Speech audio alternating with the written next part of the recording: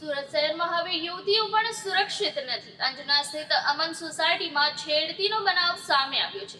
એક અસામાજિક તત્વએ 3 જેટલી યુવતીઓની છેડતી કરતો સીસીટીવીમાં નજરે પડ્યો છે. નાની બાળાઓ પરના અત્યાચારોમાં સતત વધારો થઈ રહ્યો છે, ત્યારે કાયદા વ્યવસ્થાની દુહાઈ દેતી પોલીસ જાણે હાથ પર હાથ રાખીને બેઠી હોય તેમ અસામાજિક તત્વો બેફામ બન્યા હોય તેવો ઘાટ સર્જાયો છે.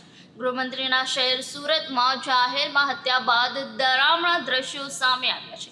ઉધના વિસ્તારમાં સોસાયટીના રસ્તા પર ખુલ્લેઆમ લુખ્ખા તત્વો છોકરીઓની છેડતી કરતા હોય તેવા દ્રશ્યો સામે આવ્યા છે. અંજના સ્થિત અમન સોસાયટીમાં છેડતીનો બનાવ સામે આવ્યો હતો. રસ્તે ચાલતી બે રાહદારી યુવતીઓને એક અસામાજિક તત્વોએ છેડતી કરી હતી.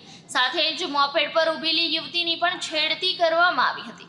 સમગ્ર ઘટનાના સીસીટીવી ફૂટેજ સામે આવ્યા છે. અમન સોસાયટીના પ્રમુખ દ્વારા ઉધના પોલીસ સ્ટેશનમાં લેખિતમાં અરજી પણ આપવામાં આવી છે.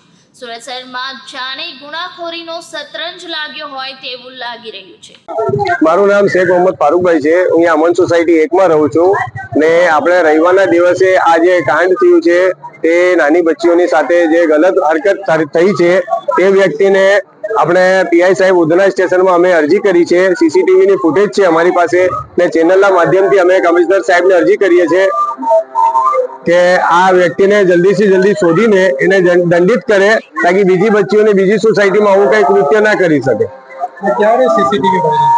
આ સીસીટીવી વાયરલ રાતના થયું સાહેબ. સન્ડેના દિવસે આજે હરકત થઈ એના પછી રાતના 1-1.5 કલાક પછી આ વાયરલ થયું ને અમારી સોસાયટીના લોકો બધા પોતાના ફેમિલીના લીધે પોતાના બચ્ચાઓના લીધે ફિકરમંદ થઈ ગયા છે કે ભાઈ અમારી બચ્ચીઓની સેફટી શું, એ આપણા પોતાના ઘરના આંગણામાં રમે તો કેવી રીતના રમે. હાજી, ઉધના પોલીસ સ્ટેશનમાં કમ્પ્લેન કરી છે, અરજી કરી છે તથા એનું જલ્દીથી જલ્દી નિકાલ થશે એવી અમે આશા કરીએ છીએ.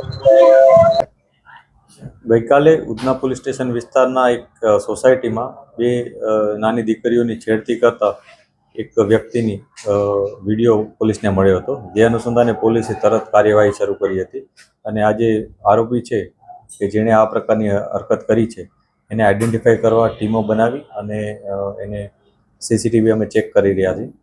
ગઈકાલ રાતથી જ પોલીસની અલગ અલગ ટીમો જે આરોપી છે એની શોધખોળ કરી રહી છે.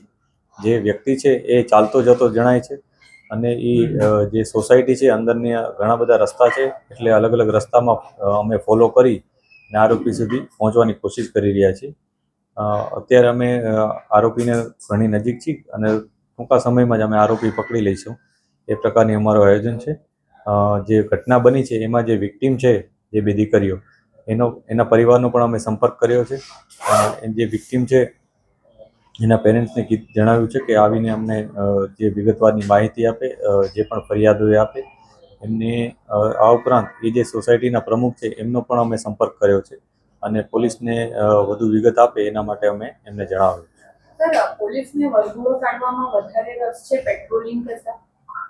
આ જે ઘટના બની છે એ જે અંદરની સોસાયટીમાં બની છે અને લગભગ 8 તારીખનું એમાં જણાય છે જે વિડીયોમાં અમે જોઈએ છીએ. તો 8 તારીખે જે બનાવ બન્યો ત્યારબાદ પોલીસનો એ લોકોએ સંપર્ક પણ નહીં કર્યો હતો અને પોલીસ અલગ અલગ વિસ્તારમાં પેટ્રોલિંગ પણ રૂટીનમાં કરતી જ હોય છે. અમે વાહન ચેકિંગ પણ કરીએ છીએ અને જે આ પ્રકારના અસામાજિક તત્વો છે એના વિરુદ્ધ અગાઉ ઘણીવાર અમે એક્શનો પણ લીધા છે. ક્યારેક કોઈ બહેન દીકરીઓ અમને કોઈ ફરિયાદ નથી આપતા, પરંતુ જે ક્યારેક એમને કોઈ હેરાનગતિ કરતા હોય છે એવા તત્વોની ઇન્ફોર્મેશન પણ આપતા હોય છે. ક્યારેક એવું પણ બનતું હોય છે કે આવી રીતના જાહેરમાં છેડતી નથી થતી, પરંતુ ફોન કોલ દ્વારા અથવા મેસેજીસ દ્વારા કોઈ આવી બહેનોને એવી રીતના પરેશાન કરે છે. તો આવા લોકોને પણ અમે અલગથી આઈડેન્ટિફાઈ કરી એને એના વિરુદ્ધની જે કાયદેસરની કાર્યવાહી અગાઉ કરતા જ આવ્યા છીએ. અને અમારી સી ટીમ આ ઉપરાંત અમારી અલગ અલગ ટીમો પણ અલગ અલગ વિસ્તારમાં જઈ અને આવી રીતના લોકોના સંપર્કમાં હોય છે, જેથી લોકોને કોઈ સ્થાનિક સમસ્યા હોય તો એ સમસ્યા વિશે પણ તેઓ જણાવી શકે, પોતાને કોઈ તકલીફ હોય એના માટે પણ જણાવી શકે. એટલે અમે અવારનવાર લોકસંપર્ક રાખીએ છીએ, જેથી લોકો અમારી પાસે આવે, કોઈ પણ સમસ્યા હોય તો તરત અમને જણાવે અને આવા લોકો વિરુદ્ધ અમે કડકમાં કડક એક્શન લઈ શકીએ એ પ્રકારનું પોલીસનું આયોજન છે.